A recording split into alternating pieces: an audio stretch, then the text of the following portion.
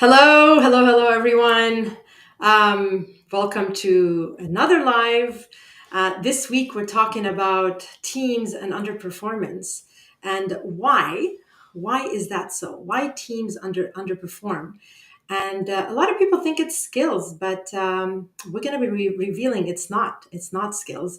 So, because if you think about it, if skills alone determine success, every qualified hire would be a top performer, right? But that's not reality, is it? So you probably hired skilled people, you've trained them, you've invested in professional development, and yet your team is still not performing at its best. But why? Why? The truth is, skills don't drive performance. Team dynamics and brain chemistry and mental fitness do. You don't have a skills gap. Surprise, surprise, you have a brain gap. So, with that, I'm Claire Hayek. I'm a leadership strategist and neuroscience expert specializing in mental fitness and high performance teams. And I'm joined today by Al Mills, Al, an Morning. organizational health That's fine. consultant. Hi, Al, how are you? I'm doing great. How are you, Claire? I'm good. I'm good. Great. Really good to have you. So Appreciate it. today, Al and I, we're going to cut through the noise and we're breaking down why traditional leadership training is failing and how to fix underperforming teams using brain science, positive intelligence, and the working genius model. So I'm going to ask you where you're joining us from and which part of the world. So please do drop it in the chat. I always like to be very interactive with our guests as well as our the participants, and we will be throwing questions your way. So please do participate. So let us know in the chat where you're joining us from today. And I also wanted to share what's the biggest frustration. Actually, not share. Ask what's the biggest frustration you have with your team right now? Is it misalignment, lack of trust, conflict avoidance? Please do let us know. I will drop it here quickly in the comments. All right. So again, please do share with us where you're joining us from. We'd love to keep it interactive. So here's some truth for you. Your team's brain is working against you. Why? The average brain, the average human has 60,000 thoughts a day. Can you imagine that? 60,000 thoughts a day. And 80% of them are negative, unless you train your brain. So without rewiring the mindset, your team's mindset, no amount of skills training will make them perform better. And here's a neuroscience stat for you. Trust activates the prefrontal cortex, the rational thinking, while dysfunction activates the amygdala, fight or flight response. And who wants that, right? Who wants that? I don't. I can tell you that. PQ research shows that teams with high mental fitness see a 31% boost in productivity and a 37% increase in sales. This is our source is Shirzad Shamin from Positive Intelligence. So on that, I'm full of facts today and I'm full of questions. Okay, so with that, I'm going to ask you another poll question. How many times have you hired someone skilled only to find they don't perform at their best? So I want you to drop a yes, if not sure, just to go, maybe, and let me know if it's a major problem. So again, I'll be sharing this in the comments. And moving on here, I would like to. It's hard to multitask. So here we go, just dropping it in the chat. So you got a lot of things going on in the chat. Please do reply and let us know. So here we go. Al, Yes. I have a big question for you. Sure. Okay. So what are the biggest dysfunctions holding teams back? Let's share this with our audience. And we're gonna talk about these dysfunctions together. And I'll kind of weigh in on how neuroscience ties into that. But I really want you to talk about the five dysfunctions of a team. Yeah, I mean, like the five dysfunctions of a team is something that has been drawn up by Patrick Lencioni. If you haven't read his work or checked out his stuff, you really should check out his stuff. He's a great, and I love hearing him live too. He's hilarious when he speaks live. But so he's developed the five dysfunctions of a team. So if you look at it, it kind of starts off with like an absence of trust. And then there's a fear of conflict. And after that, you move into concepts like accountability and commitment and inattention to results. So those are basically the five dysfunctions. It doesn't mean they happen in every team. And just because your team wants to deal with some of these things, it doesn't mean that they're dysfunctional. It just means we have work to do, and we always do. So if you look at the first two, which I think are key, one is the absence of trust. So if you don't trust people, then it's very difficult to move on to that second, which is fear of conflict, because you're afraid for the results of a conflict. And whether we have an amygdala hijack or whatever the case might be, as Claire's pretty familiar with. Yeah. So those two are so fundamental to everything else that goes on. If you don't have those two things going on, you're in real trouble. And you can feel these things, especially the trust thing. Like, do you talk about meetings after you're out of them? Do you wonder what other people's goals are? Are they trying to just climb the corporate ladder? Are they trying to get in front of you? You know, those kinds of things. Without those two, and I guess I should say a little something about the conflict side. On the conflict side, I would say that you want your conflict to be passionate and everything goes on the table, but you don't want it to be destructive. So that's why you got to prevent those amygdala moments when you have those hijacks going on. You want to prevent those, but you want to have very clear, passionate, and fully open conflict, which really helps to develop those things. Because if you're secure relationally, it's better for the company. So those are the two that I would concentrate on most of all. And the other ones, of course, are commitment, whether people have buy-in, and and accountability, whether you can hold a colleague accountable for something that they're letting the team down on instead of just the leader, like the CEO. And of course, the last one is inattention to results, because people aren't really paying attention to what's good for the team. They're paying attention to what's good for them. And so those are the five dysfunctions and the way they kind of play out with teams, and how we kind of try to interact with those and get those things solved when we're working with solving those dysfunctions. Right. Yes, this is really interesting. So to summarize, there's the absence of trust, fear of conflict, lack of commitment, avoidance of accountability, and inattention to results. So those are the five dysfunctions. And as you already mentioned, Al, that really all of these dysfunctions affect our body, what hormones being secreted, how it affects our own body as well as our environment, right? So, for instance, absence of trust that really triggers like a threat response. So, obviously, the cortisol spikes and introduces collaboration. Who wants to collaborate when you're like you're full on cortisol, right? It's just normal. It's science, really. It's chemistry. Well, it is. And I'm sorry to interrupt you, Claire, but one of the thoughts I have is we know how our bodies respond to stress and how our minds respond, and responds to stress. One of the things that I often ask people is, how do you feel when you drive into the parking lot on a Monday morning and you see so-and-so's car there, and you don't trust so-and-so and you don't get along? There's that parking lot moment where you're going like, oh, rats, they're here. Right. And so that kind of, I think, fits in well with what you're describing about how we respond. Yeah. Already, we're not even in the building yet, and we're already stressed out. Exactly. There you go. It's amazing how we're not conscious of these automatic reactions. Like our body, our brain is secreting, sending signals, and our body is secreting a whole bunch of hormones.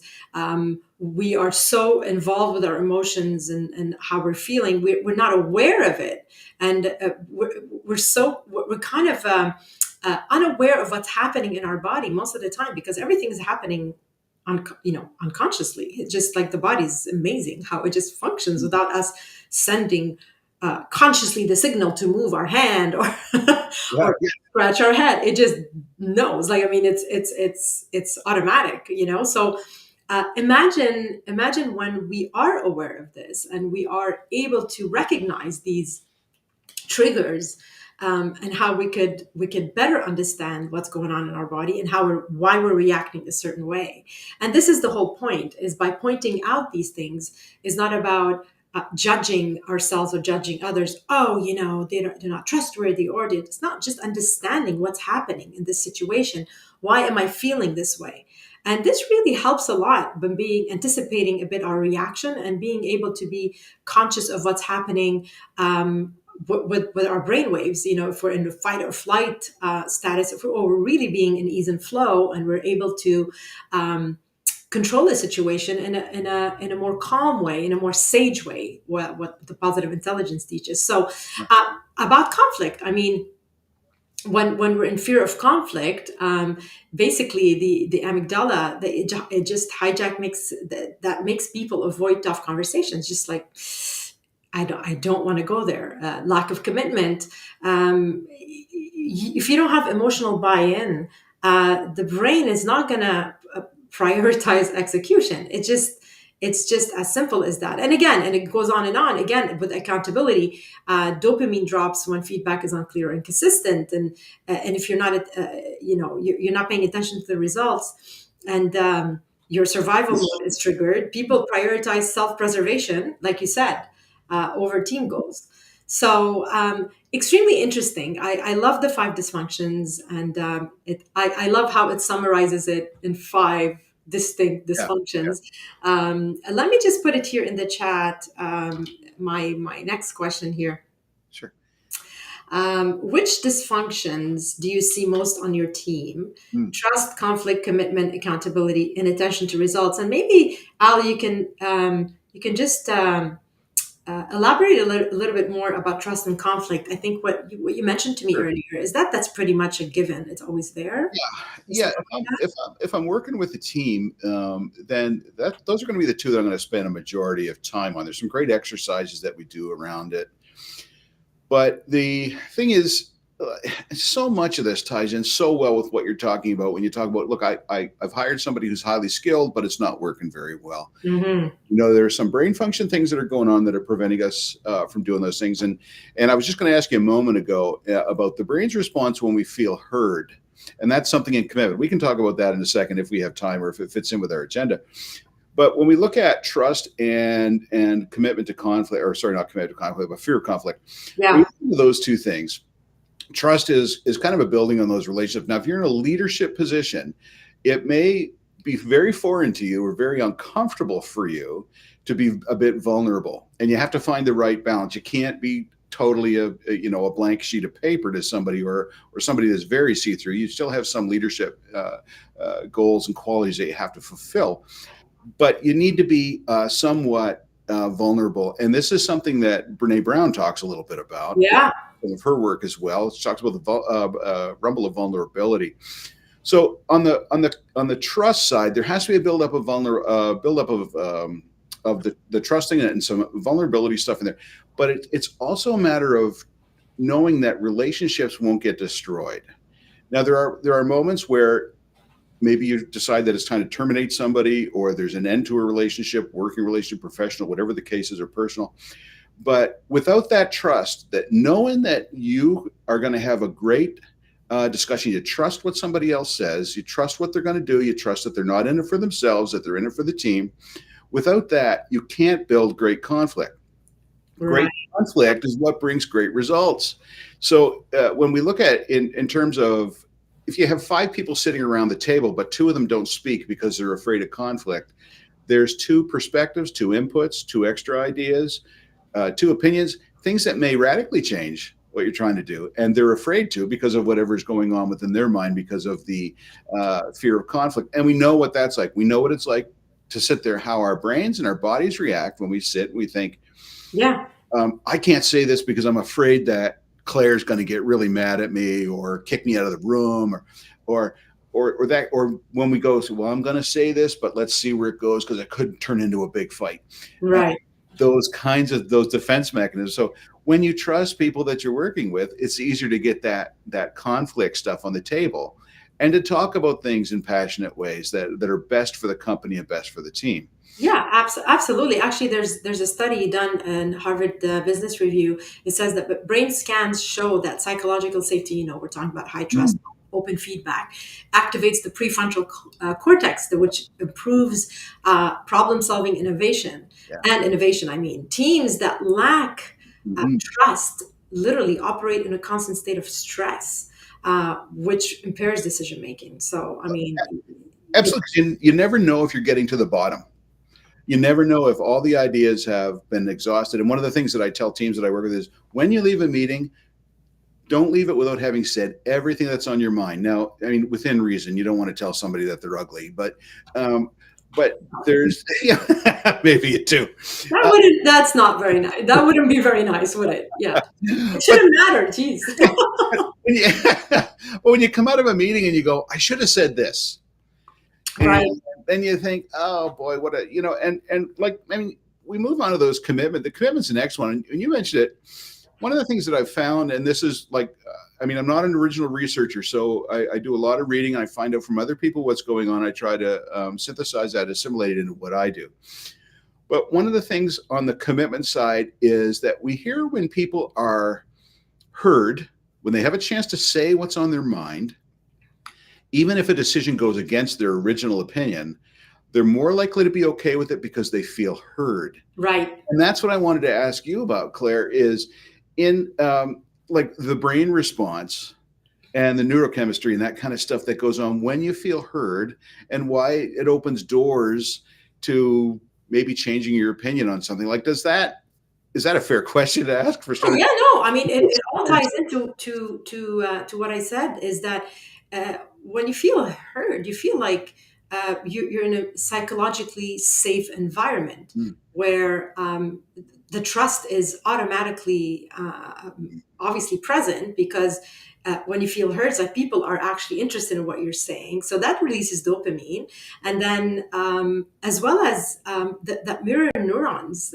those mirror neurons, they're just amazing because when you feel heard, that means automatically your mirror neurons are mirroring what's happening with people around you. mm, If you're feeling heard, if you feel that you're heard, that means they are paying attention to you. That means they are listening. They're practicing active listening. So automatically, their neurons and yours are mirrored, and which basically just opens up the whole thing, mm, and just lowers the the all the stress hormones and stuff like that, because now we're feeling that they're interested in what we're saying. Again, we're mirroring each other's neurons, right? So like, wow, okay, so they're listening to me. They're not just pretending they're listening and they're looking at their right. watch or their phone, right? So you feel the presence.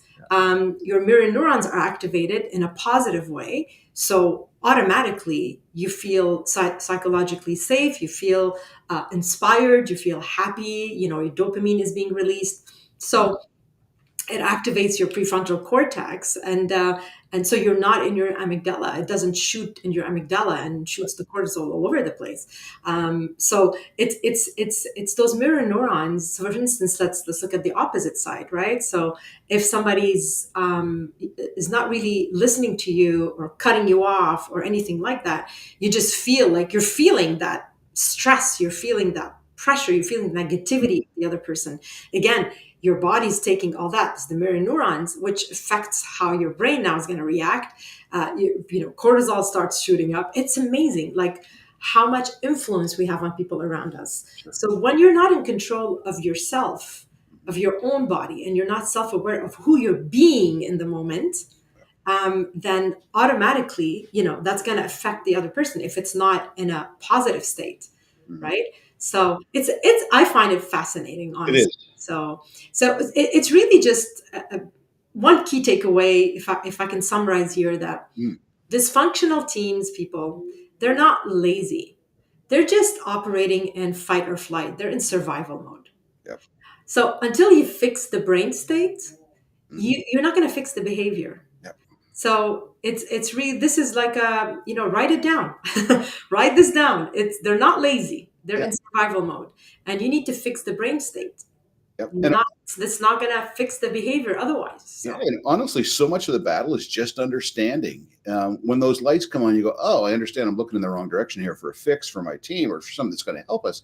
When you understand a little bit more about brain chemistry and some of the neurology that goes on there, when you have some of those things going a little bit better for you, it's a lot easier to understand. Go, okay, now I understand at least the direction I need to go. yes, yes, exactly. Exactly. It's honestly just all about shedding light on the mystery, you know? Mm. Yeah. Um, we ignore, I mean, I'm so happy that we talk more and more about the brain. There's more brain talk now. Neuroscience people Yeah. are interested in understanding how their brain works. We talk a lot about mental fitness. Everybody goes to the gym, physical fitness, and we talk about mental health. But what is mental health? It's mental fitness, Yeah. you know? Absolutely. But you need to train it. You need to train your brain. It just doesn't come just by meditating only. There's just so much more. Meditation is part of it, or being aware of being self-aware, etc. But Mm. how many of us are being self-aware every single second of the day? We're not. But Right. the more you're mentally fit, and the more you interrupt your saboteurs, or interrupt, or be conscious of certain behaviors, or without judging, just like, okay, yeah, my judge is doing that thing again, Mm. or yeah, I'm being sabotaged now. Yeah, yeah, yeah. Okay, I see it, and you stop it. You take that hand off of the burner. It's like, okay, I just got my signal. I got to be careful here. That don't fall in the trap. This is what builds your mental fitness Yeah. muscle. The more mentally fit, the more you can interrupt these behaviors, the more you can be in a positive state. Yeah. And the happier you are, the more performant you are, more productive.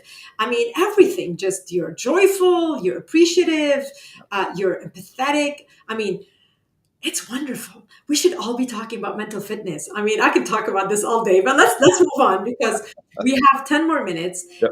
I definitely want to pick your brain on how to build a high performance team, leveraging the working genius. So we talked about the dysfunction, right? Also, how do we, once we remove the dysfunction, or we deal with the dysfunctions, right? How do we create a team that actually is thriving, happy, clicking? Tell us about the sixth type of working genius, please. Yeah. Excuse me. Sorry about that. I think it was Jim Collins who drew the analogy of having people on the bus. And when you look at the bus, excuse me, it's having people in the right spot. So sometimes it might mean hiring somebody that you don't have the right spot for them, but they're on the bus because you want them there. So when the time comes to move them into the right seat, you can. So the object is to get the right people on your team. And where working genius comes in is it helps us get people in the right spot. Mm-hmm. Working genius divides things up into there's 6 categories of work that go on in pretty much any project. And they are, I'll just go through very quickly here. They're wonder. So a wanderer is somebody who just kind of thinks, how can we do this better? They're big picture people. They're 30,000 feet above the ground trying to figure out how can the organization do better. Then you have an inventor. An inventor is actually going to come up with some of the tools and some of the things that actually implement the idea of doing things better. And this new thing, maybe it's a new market, maybe it's a new campaign, something like that. After you have an inventor, you have somebody who we'd call a discerner. And a discerner is somebody that is able to judge and discern in a project or a tool or a campaign, anything like that. Right. Good things and sometimes the things that aren't going to work so well. So if you're going to produce a pink Cadillac, they might say it's probably not going to sell, and well, it wouldn't sell to me, but maybe there are people. That's the Mary Kay world. And then after that, you have a galvanizer. So people that galvanize are people that put people together on teams, and they get them rallied around the vision for the project or the campaign or whatever the case it is. And it might be, if you're starting a new company, it might be rallying 2 or 3 people to come and join you and really get things going, or it could be just kind of building somebody up around the vision of some particular project. And then after that, you have I can totally relate with that one. because we've actually done your working genius, and Yes. it was high for you. And I look at galvanizers and go, galvanizers are persuaders. They're Right. people that go, hey, look, let's get together on this thing and get things really going. Would So that be like also motivators in a way? absolutely, Yeah. absolutely, your motivator. Rally your motivator, and they're sometimes you look at somebody on a team who's maybe they're not great at certain skills, but if they can rally the team, what a thing to have on your team. Right. So the next step is an enabler. So an enabler is somebody that provides tools and help and encouragement for people that are working on projects. So for me, I worked in IT for a long time. So for me, part of my enablement thing was helping people get stuff to work or fixing Right. or showing them how to use something. And then the last category we call it tenacity. It's not really about like, how we think of in terms of tenacious of people that just keep on going on the same thing till it's, done. But with the tenacity side of things, those are the people that keep us organized and get things done on time, on spec, and on budget. So there are people that love to live on to-do lists and that kind of stuff. Right, right. So So there's three zones, there's three zones. right? Yep. So the Yeah. first one is called your genius. So the working genius, there's two of them that will win your working genius, and those are the places where you really want to live. So with your working genius, those are two elements of work, those two categories that provide you with a fair bit of joy, fair bit of energy, lots of fulfillment, and that kind of stuff. Right, So things that kind of charge your batteries. The next one category in which two fall into is called your working competencies. right, Those are things that you can probably do well. They don't give you a lot of energy. They don't take away a whole lot. right. What I would say with this about working competencies, what I tell everybody is you have to watch out for burnout because working competencies can be sneaky. You don't realize they're draining you out because they're not Mm, giving you much, but they're still taking a bit. So okay. they can surprise you. And then the last two are your working frustrations. Those are areas you still might be okay at them. You might be able to do a good job and you might be able to do them when you have to. But if you live in those, it's really Right, going to be bad for you long term. And I would say you want to live in your frustrations about 80% of the time. right. One of the reasons I mentioned the bus, the seats on the bus from Jim Collins' analogy is because uh, working genius helps us see the seats that people will perform best in. So Wow. this is a direct way to get to better functioning teams. Like you asked at the very beginning of Working Genius, how do we implement this? Well, we realize that we're asking Claire to do work that's a Right, tenacity world. It's frustrating her, it's draining her of energy. She should be a wanderer. Maybe we change her role. Maybe we don't. Maybe there's some ways to move things around and find ways to have her perform better in areas where she's great. But those are some of the options. We try to get people in those right seats. Now, sometimes you are changing roles and sometimes you're not. And sometimes it might even mean you have to part ways if you can't provide an opportunity for somebody. But if you really want your team to do well, you're doing what you can right. to help people get in the right seat. And the other one thing I wanted to mention is I know of one guy that worked in a company who was super good at his job.